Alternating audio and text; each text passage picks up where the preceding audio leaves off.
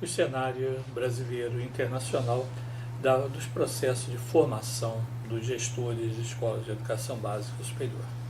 Esse é o tema central do nosso momento, onde nós vamos discorrer um pouco sobre essas perspectivas, inclusive sobre as exigências notadas hoje no mercado para esse profissional que é fundamentalmente importante para todo o nosso país. E não só para o país, mas para todas as escolas espalhadas pelo mundo inteiro. Mas nós temos que convir que a formação prevista na Lei de Diretrizes Básicas da Educação Nacional está no artigo 64, que fala da formação de profissionais de educação para administração, planejamento, inspeção, supervisão e orientação educacional para a educação básica será feito em cursos de graduação em pedagogia ou em nível de pós-graduação, a critério da instituição de ensino, garantida nesta formação a Base Nacional Comum. Então nós temos na LDB, nós temos claramente definido a formação dos profissionais para a gestão na educação básica. Não é mencionado o ensino superior. Mas o artigo 64 define como gestão, de uma maneira geral, administração, planejamento, inspeção, supervisão e orientação educacional. E isso pode ser feito em cursos de pedagogia ou cursos de pós-graduação, lato sensu, normalmente, a critério de cada instituição de ensino. A tendência de 96 para cá foi exatamente de ter uma maior base de formação na pedagogia, e na pós-graduação também temos aí uma grande massa de profissionais formados. Entretanto, algumas instituições municipais, por exemplo, Secretarias Municipais de Educação, não admitem o pós-graduado, exige a graduação em pedagogia.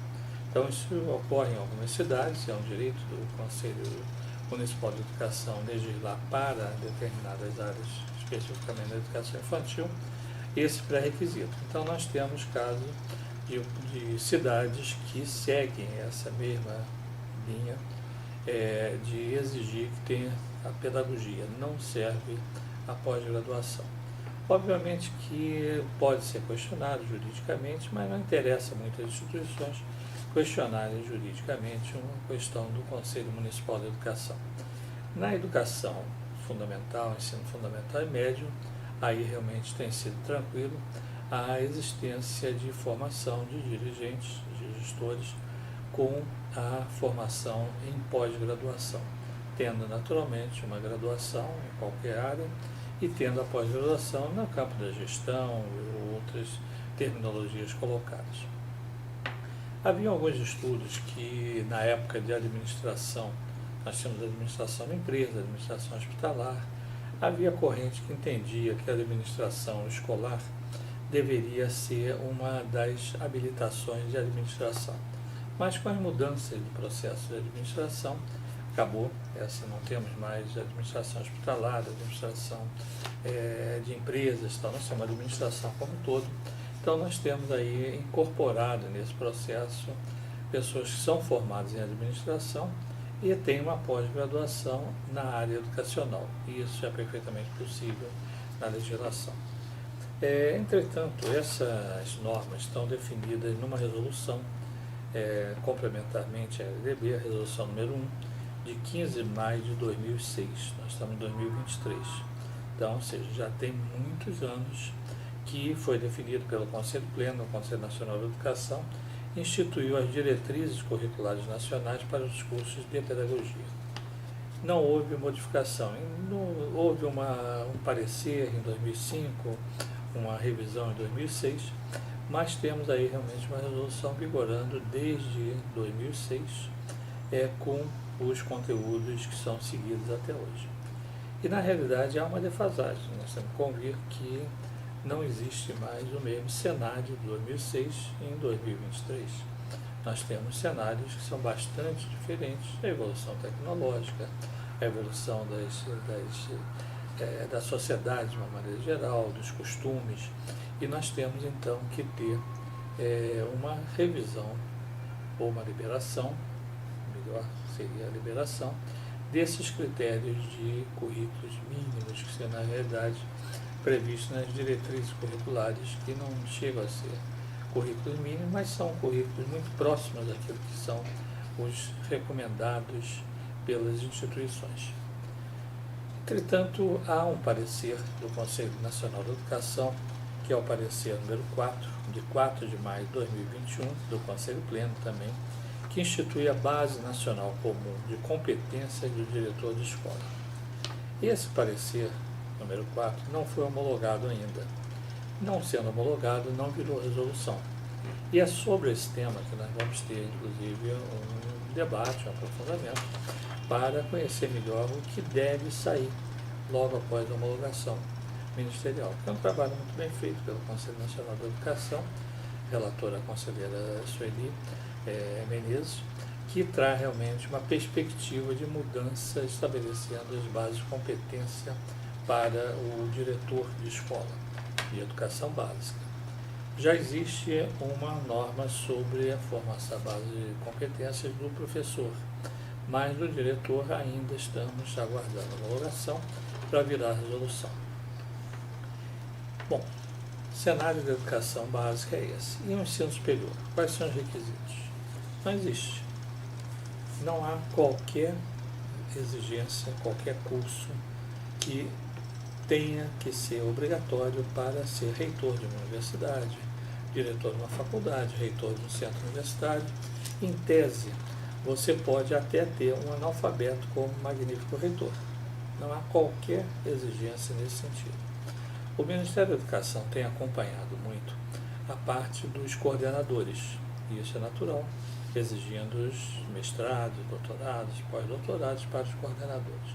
Entretanto, o diretor, o reitor, ele é um cargo de confiança nomeado pelo mantenedor, escola pública do Estado, municípios e União, que naturalmente não faz a nomeação de uma pessoa sem qualificação, mas no segmento privado há total liberdade. Então nós temos casos de, não chegamos a detectar nenhum caso de pessoas com formação inferior ao ensino médio, mas tivemos já inclusive faculdades dirigidas por pessoas que tinham apenas o ensino médio. E não há qualquer ilegalidade, apesar de ser uma aberração, mas não há qualquer ilegalidade. E por quê? Porque a LDB, que é a Lei Maior da Educação, não prevê qualificação para ser diretor de escola de educação superior.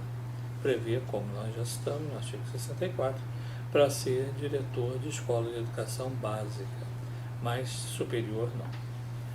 E o que é que nós temos de cenário hoje em termos de instituições? Nós temos cenário no Brasil, nós temos 180 mil escolas de educação básica públicas. Temos, segundo a estatística, 41 mil escolas de educação básica privadas. Algumas não estão funcionando, mas temos aí um número estatisticamente de 41 mil escolas. Instituições de ensino superior públicas temos 300, particulares 2.300.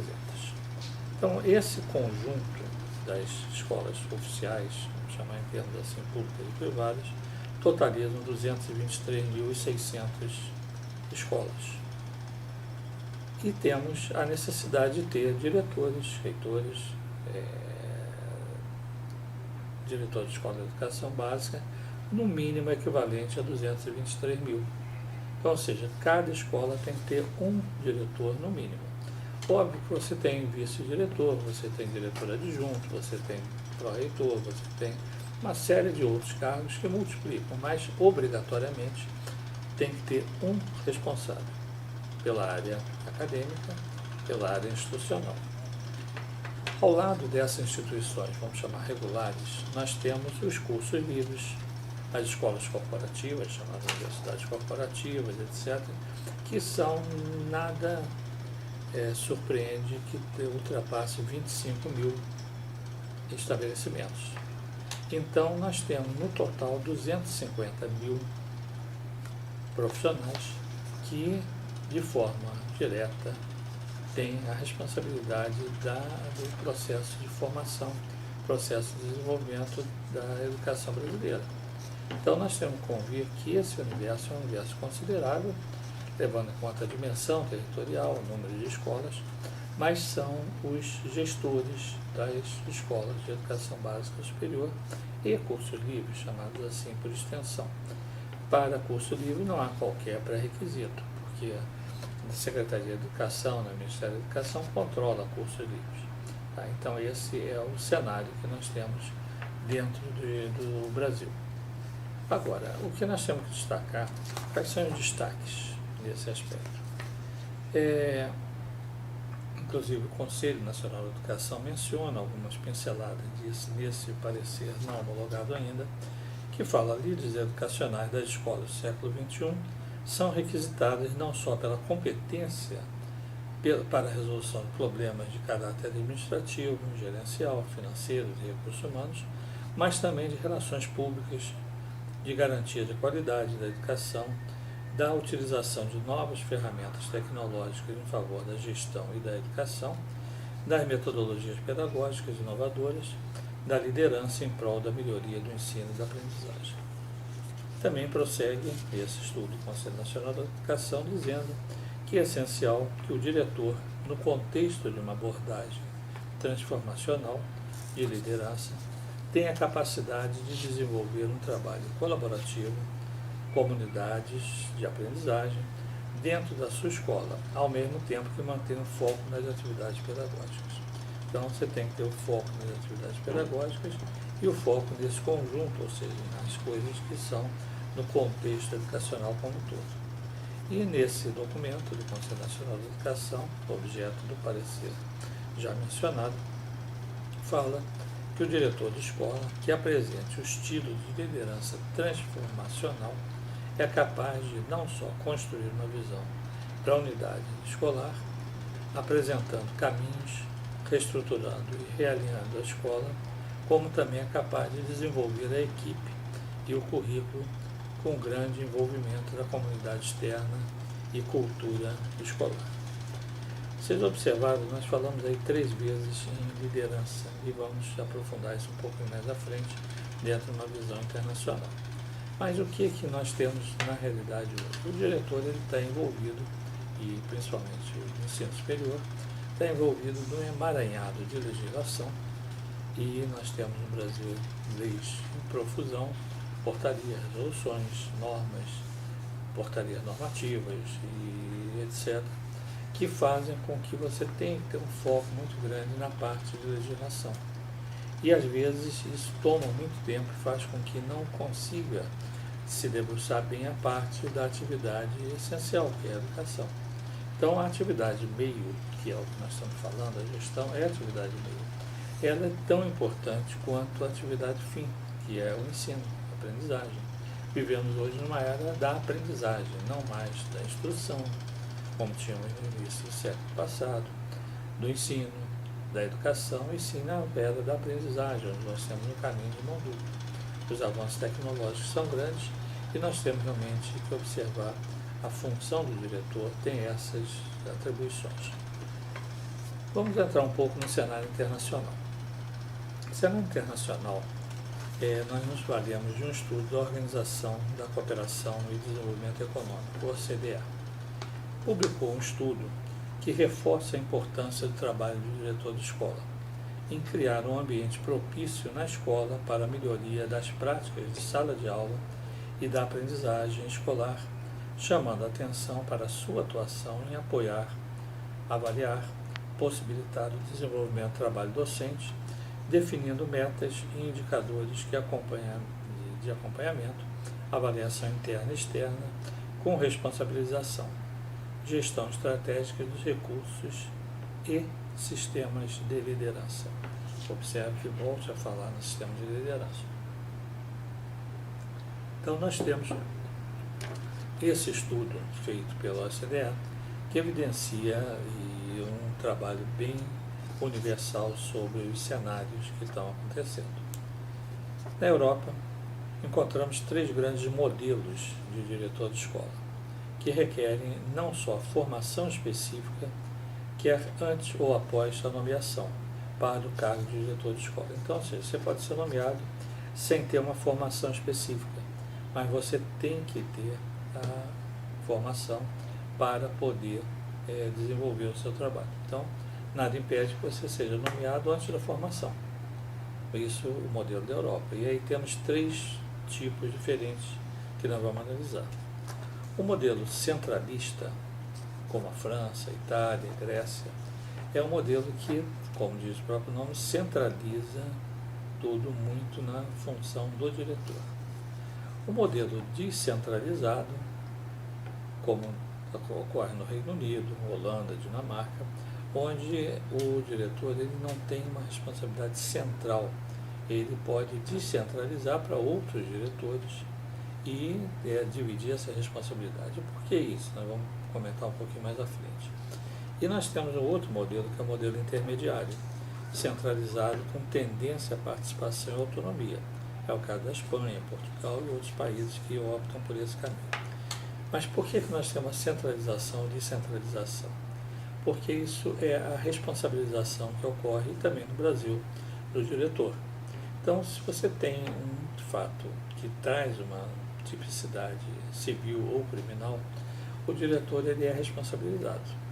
Se for um aspecto de indenizatório, quem é responsabilizado financeiramente é a entidade mantenedora, que é do cenário escola pública, do Estado, a União, o município, o Distrito Federal, que tem que arcar com a indenização financeira por um fato que ocorreu dentro da escola. Mas a criminal não é da pessoa jurídica, é pessoal. Então, qualquer fato que ocorra dentro do estabelecimento de ensino, o diretor tem responsabilidade, inclusive criminal. Ele pode ser por omissão, por culpa em vigilando, chamado assim, na linguagem jurídica, ou a culpa em vigiar, ou a culpa em eleger, a culpa em elegendo. Ou seja, você escolheu mal a pessoa, mas você é responsável por aquele procedimento. Então, a responsabilidade do diretor se faz muito em função desse cenário, que é o cenário maior centralização ou menor centralização. Mas o Brasil tem realmente a possibilidade, é um modelo intermediário, mas você tem a responsabilidade final, é do diretor, é do reitor, é do coordenador, pode ser, mas no fundo quem realmente responde é o diretor. Então nós temos que convir que é importante que o diretor esteja bastante, o diretor estendido aí, o reitor, tenha bastante conhecimento do que tem de legislação, que tem de normas, porque isso vem sendo questionado sucessivamente, inclusive no próprio Poder Judiciário, além das medidas administrativas que são mais frequentes. Mas então nós temos dentro, voltando ao cenário internacional, esses 3 modelos, onde são observados que existem países que apenas exigem a qualificação para o ensino. Então, ou seja, você tem que ser professor. E aí você pode ser diretor se você for professor. Então, assim, a qualificação para o ensino é o pré-requisito em alguns países, isso não só na Europa, como em outros países do mundo. Países que apenas requerem a experiência profissional de ensino. Então, não exige a qualificação, exige a experiência. Então, você poderia ter, por exemplo, países de cursos livres, exercendo a função de direção numa escola regular, porque são países que exigem apenas a experiência profissional. Países que determinam apenas a formação em liderança, ou seja, você tem que ser um bom líder e você pode ser o diretor. Países que solicitam cumulativamente experiência profissional no ensino, experiência em administração escolar. Países que demandam experiência profissional no ensino e formação em liderança. Países que cumulativamente solicitam experiência profissional no ensino, experiência em administração e formação em liderança. Então você tem 6 tipos de países com modelos que são desde os mais liberais, só com a qualificação do ensino, e outros mais requisitados, como a experiência profissional, a experiência em administração e a formação em liderança. Saindo da Europa, que é um modelo que ramificou muito pelo mundo, pelos países africanos, asiáticos e tudo, mas você tem também que observar os Estados Unidos, que servem como importante referência, pois foram os pioneiros no campo da administração escolar. Então, nos Estados Unidos, nós já temos, inclusive, o primeiro trabalho, acho que o primeiro livro sobre administração escolar é de 1875.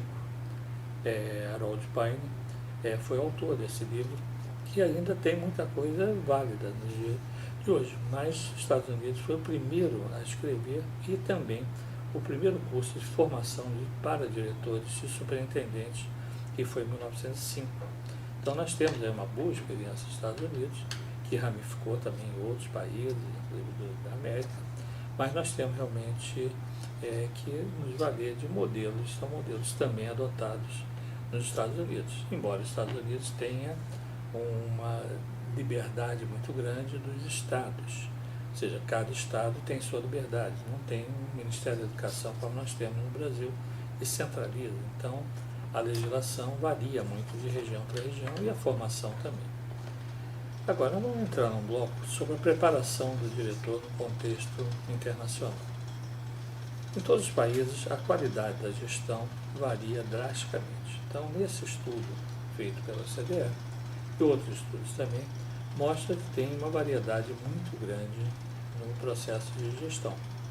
E essa variedade vai de acordo com características, possibilidades, e isso vem destacado nesses estudos. Em um estudo, notamos que são oferecidas 4 oportunidades de preparação dos líderes escolares. Então, nós observamos 4 oportunidades. Uma formação não creditada para aspirantes e para os que já exercem o cargo. Então, você tem uma formação que é não certificada. O termo acreditação é o aspecto da certificação para os aspirantes e para os que já exercem cargo. Então, você tem realmente esse modelo, alguns países adotam. Uma formação que permite aos diretores em exercício a obtenção de uma certificação de graduação. Ou seja, você já tem, ele está em exercício, você dá a oportunidade de uma graduação. O mestrado para os que aspiram a exercer cargos de liderança nas escolas. Então, ou seja, o mestrado em liderança para exercício nas escolas. E um doutoramento para diretores que aspiram a ascender na carreira. Então, você tem tanto a graduação, a certificação, os mestrados e os doutorados, mas como funções mais ou menos distintas. Se você quer crescer na sua carreira, você tem que ter um doutoramento. Se você aspira a exercer cargos de liderança, mestrado. E se você quer manter-se como diretor deste exercício, etc., você tem que ter a graduação. Então, não há realmente modelos comuns. Cada modelo, cada país tem a sua liberdade. E vamos nessas considerações finais desse aspecto, falar sobre essa pesquisa mundial de práticas de gestão adaptada para as escolas.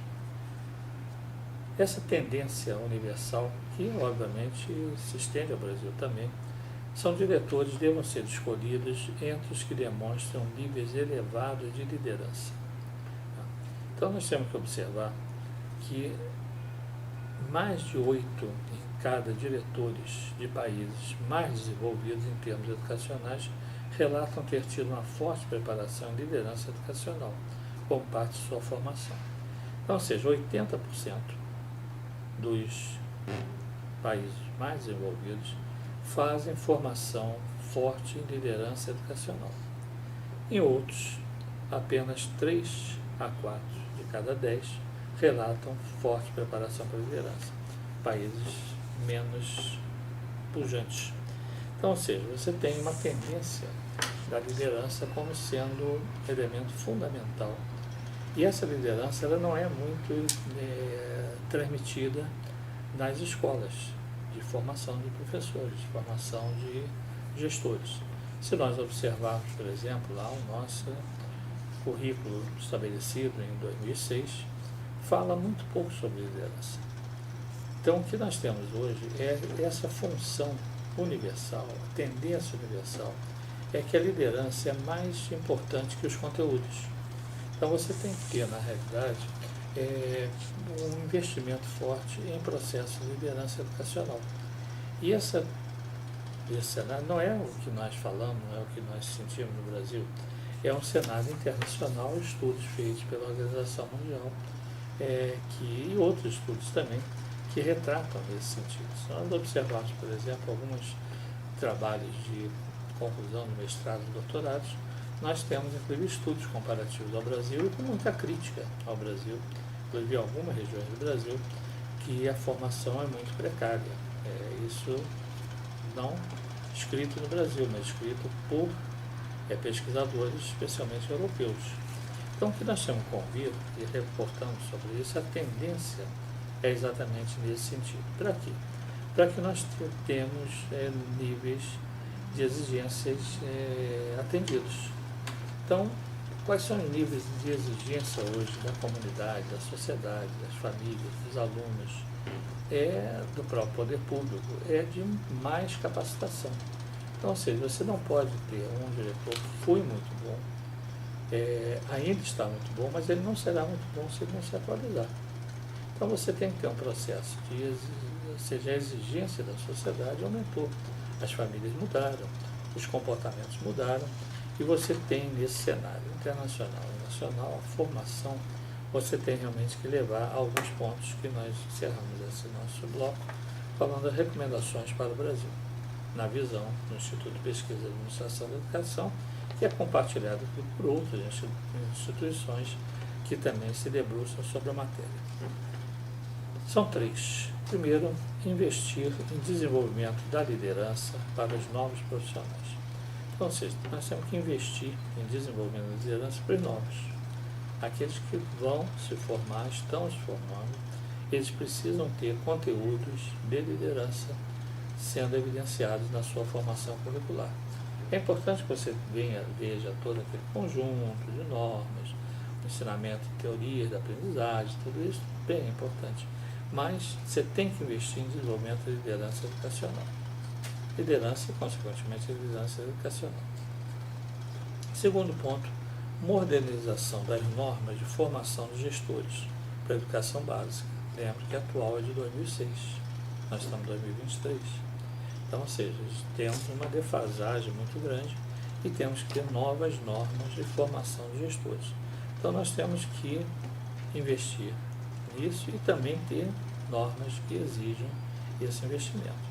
E, por fim, realizar programas de nova capacitação e atualização permanente para os atuais e novos gestores. Não é o fato de você ter um gestor que está formado hoje que não vai precisar ter atualização. Você tem atualização constante. Os sistemas modificam, os modelos modificam, e você tem que trabalhar nessa direção, que é uma direção de atualização permanente. Então, o que nós queremos ao encerrar esse nosso comentário sobre a formação é exatamente trazer esse cenário brasileiro, as tendências, o cenário internacional, as tendências e as recomendações que naturalmente precisam estar nas políticas públicas, nas práticas das instituições, né? Não precisamos esperar o governo definir. Cada instituição, pública ou privada, tem a liberdade.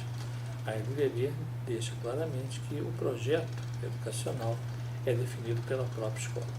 Então, essas são as considerações que nós gostaríamos de deixar com vocês para reflexão, para debate, e esperar realmente que seja um momento de oportunidade de revisão desses modelos, que são modelos hoje adotados no campo da gestão da Escola de Educação Básica Superior.